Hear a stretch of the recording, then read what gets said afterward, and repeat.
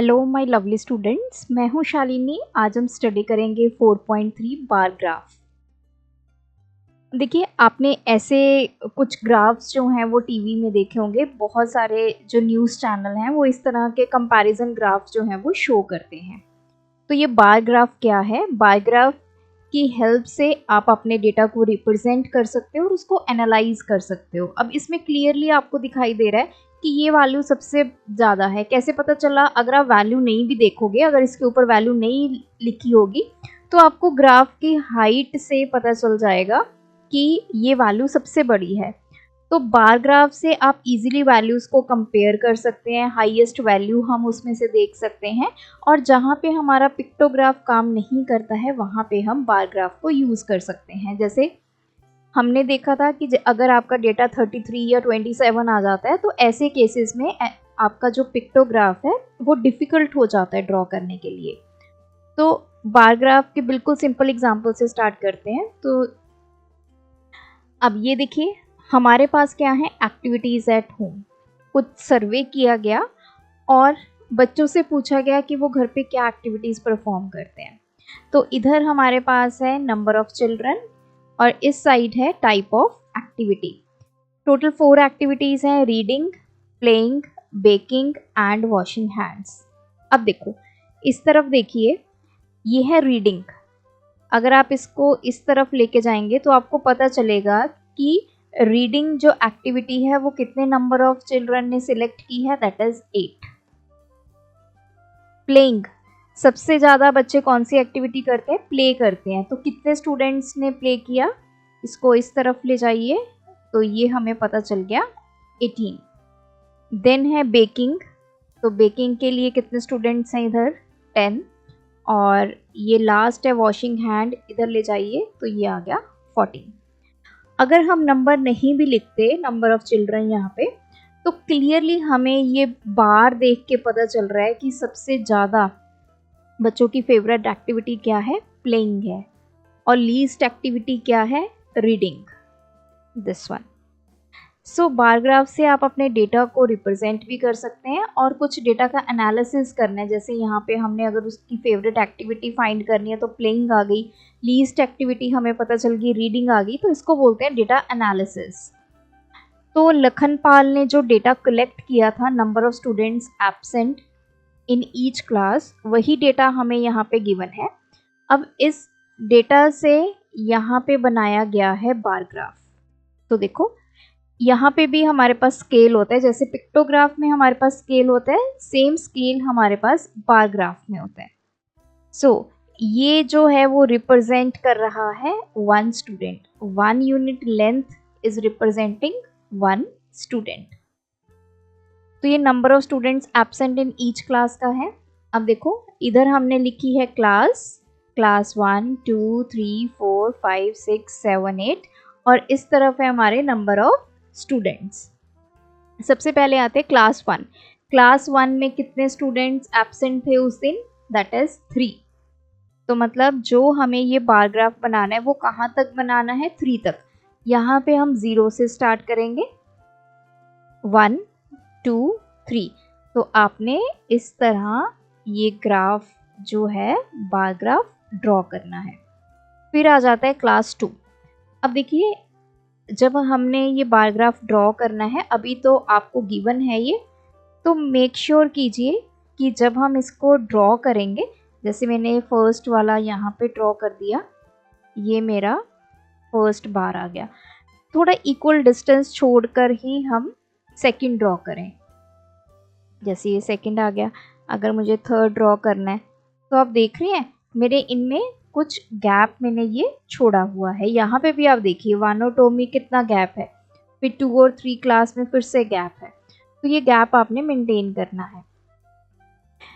Next है class 2। Class 2 में कितने स्टूडेंट एब्सेंट हैं? 5। यहाँ लिख लेते हैं, यहाँ पे 3। क्लास 3 में इधर देखिए नंबर ऑफ स्टूडेंट्स हैं 4। क्लास 4 में इधर आइए, ये है 2।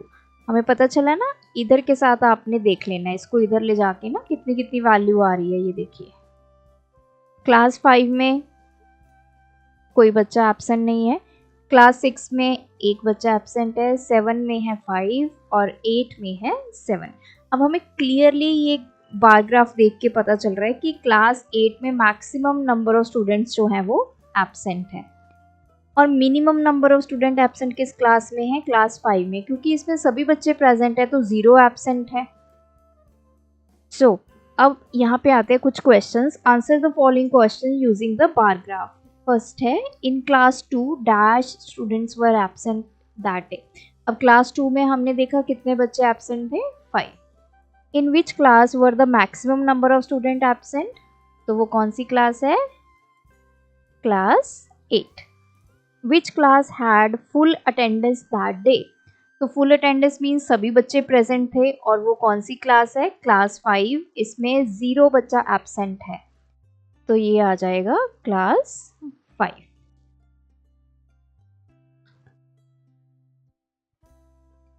नेक्स्ट हमारे पास एग्जाम्पल है, ये ट्रैफिक की एग्जाम्पल है किसी बिजी रोड की, दिल्ली की। तो which was studied by traffic police on a particular day. किसी दिन एक पर्टिकुलर रोड पे कितना ट्रैफिक जा रहा है ये उसकी डिटेल है। The number of vehicles passing through the crossing each our from 6 to 12 Noon is shown in the bar graph. 6 बजे से लेके 12 बजे तक जितने भी व्हीकल वहाँ से निकले हैं उनको बार ग्राफ में इस तरह रिप्रेजेंट किया है। ज़रूरी नहीं है कि ग्राफ हमेशा ऐसे ही हो, ऐसे करके भी हो सकता है। मतलब आपकी एक्सेस ये आ गई तो ग्राफ आप ऐसे ऐसे लंबे इस तरफ भी ले सकते हैं, ऐसे, ठीक है। तो इसमें देखिए 1 unit of length stands for 100 vehicles. 1 unit, ये देखो ये 100 के इक्वल है, ये 2 यूनिट हो गए, ये 3 हो गए, ये 4 हो गए।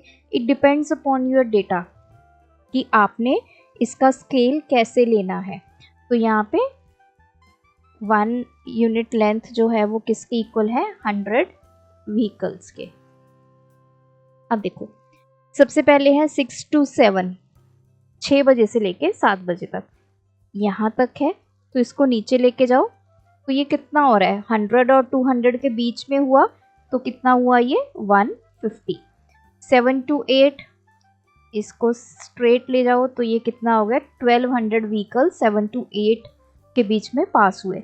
8 to 9 तो बिल्कुल सीधी आप लाइन ड्रॉ करते जाइए, आपको वैल्यू पता चल जाएगी 1000। देन है 9 to 10, this is 800। then 10 to 11 700, 11 to 12 this is 600। तो हमने बार्स के अकॉर्डिंग अपना डेटा लिख लिया, हमें पता चल गया 6 to 7 150 व्हीकल्स पास हुए, 7 to 8 1200, 8 to 9 1000। अब इन्होंने लिखा है we can see the maximum traffic at the crossing is shown by the longest bar. जो मैक्सिमम ट्रैफिक है वो सबसे लॉन्गेस्ट बार से शो हुआ है, कितने टाइम इंटरवल पे, 7 to 8 AM। तो इसमें 1200 व्हीकल्स जो हैं वहाँ से क्रॉस किए। सेकेंड लॉन्गेस्ट बार कौन सी है, 8 to 9, इसमें हमारे 1000 व्हीकल्स क्रॉस किए। मिनिमम ट्रैफिक हमें कब दिखाई दिया, सबसे कम 6 to 7 दैट इज 150 व्हीकल्स। और सेकेंड स्मॉलेस्ट बार ये सबसे स्मॉलेस्ट है 6 to 7, और सेकेंड स्मॉलेस्ट बार हमारी क्या है 11 to 12 दैट इज 600। उसके बाद उन्होंने पूछा है कि अगर हमें 2 आवर इंटरवल का बताना हो कि 8 बजे से लेकर 10 बजे तक कितने व्हीकल्स पास हुए। देखो पहले हम देखेंगे 8 से 9 बजे तक, फिर 9 से 10 बजे तक। अब 8 से 9 बजे तक कितने व्हीकल्स क्रॉस हुए, 1000। 9 से 10 बजे तक 800। इनको ऐड कर दो तो हमें पता चल गया कि इन 2 घंटों में 8 से 10 के बीच में टोटल 1800 व्हीकल्स जो हैं वहां से क्रॉस किए। नेक्स्ट इसी के बेस पे फिगर इट आउट है, how many total cars pass through the crossing between 6 AM and noon. तो 6 AM से लेकर नून कितने बजे होता है, 12 o'clock तक। तो टोटल कितनी व्हीकल्स क्रॉस की, तो हमें क्या करना पड़ेगा, 6 बजे से शुरू हो जाना है तो उनको ऐड करना है। तो सभी वैल्यूज़ को हमें ऐड करना है, 1200, 1000, 800, 700, 600 एंड 150। तो चलिए ये हो गया 17, 18 to carry. So total 6 AM से लेके नून तक कितने व्हीकल्स क्रॉस हुए? 4450। Why do you think so little traffic occurred during the hour of 6 to 7 AM as compared to other hours from 7 to noon? तो इसने पूछा है कि आपको क्या लगता है कि 6 से 7 बजे तक इतना कम ट्रैफिक क्यों है, सिर्फ 150 कार्स क्यों पास की? देखिए जो ये मॉर्निंग का टाइम होता है, 6 बजे तक तो कई लोग सो रहे होते हैं, अपना मॉर्निंग रूटीन कर रहे हैं, कोई उठ रहा है, कोई अपना नहा रहा है, कोई ब्रेकफास्ट कर रहा है, ठीक है। तो ये वो टाइम होता है, तो लोग घर से बाहर कम निकलते हैं, तो इसी वजह से वहां से व्हीकल भी कम पास हुए। Question third, why do you think the traffic was heaviest between 7 to 8 AM? तो इन्होंने पूछा है कि 7 to 8 AM के बीच में सबसे ज़्यादा ट्रैफिक क्यों था। उसका रीज़न ये है कि बहुत सारे बच्चे स्कूल जाते हैं, यही टाइम होता है, और बहुत सारे लोग ऑफिस के लिए निकलते हैं, तो उस टाइम पे मैक्सिमम ट्रैफिक जो है वो आपको रोड पे मिलेगा। Question 4, why do you think the traffic was lesser and lesser each hour after 8 AM all the way until noon? तो इन्होंने बोला है कि 8 बजे से लेके 12 बजे तक ट्रैफिक कम क्यों होता गया, तो देख लेते हैं। अब देखो, पहले 1200 था, फिर 1000 रह गया, फिर 800, फिर 700, फिर 600, ट्रैफिक कम हो रहा है। उसका रीज़न यही है कि 7 से 8 बजे तक मोस्टली जो लोग हैं स्कूल के लिए निकल जाते हैं, ऑफिस के लिए निकल जाते हैं, तो उसके बाद तो ट्रैफिक कम होना स्टार्ट हो जाता है। तो जैसे जैसे नून आता है उस टाइम तो लोग बहुत कम बाहर निकलते हैं, तो ट्रैफिक इस वजह से कम होता चला जाता है with each passing hour. Next हमें एक एग्जाम्पल गिवन है, इस तरफ ईयर्स गिवन है, population of India in crores, और इस तरफ population of India in crores given है। तो मतलब हमें ये बताया गया है कि किस ईयर में कितनी पॉपुलेशन थी। जैसे 1951 में इट वाज 36 करोड़, 1961 में 44 करोड़, 71 में 54 करोड़, फिर 68 crore, 84 crore, 102 crore. If you were to take 1 unit length to represent 1 person, drawing the bars will be difficult. तो कहते हैं कि अगर यहाँ पे अब इन्होंने क्या किया, एक जो बार है उसको कितना ले लिया, मतलब जो यहाँ पे स्केल लिया है दैट इज 10 करोड़। ये देखिए 10, 20, 30, 10 का डिफरेंस है ना, 10 करोड़ लिया है। अगर हम जो स्केल है वो 1 पर्सन के इक्वल लेते तो क्या हम इतने बड़े बड़े बार ग्राफ बना सकते थे? और पॉपुलेशन तो 36 करोड़ है, तो आप 36 करोड़ का कितना बड़ा बार बनाते, ऐसे करके कुछ बनाते, बहुत लंबा बन जाता। तो इसी वजह से हमने स्केल ऐसे चूज किया है जिसके अकॉर्डिंग हमारा डेटा होता है, तो जैसा डेटा वैसा हमारा स्केल की डायमेंशंस।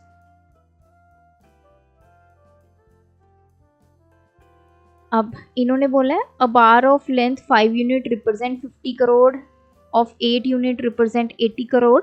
तो मतलब वही है कि 1 यूनिट कितना रिप्रेजेंट कर रहा है, 10 करोड़। जैसे मैंने आपको बताया यहाँ पे, अगर आपको नहीं पता चलता तो आप ये वाली वैल्यूज देखा करो, यहाँ से आपको पता चल जाएगा कि 1 यूनिट किसके इक्वल लिया है, डिफरेंस कितना आ रहा है, 10 का आ रहा है ना, तो 10 करोड़ के इक्वल लिया है।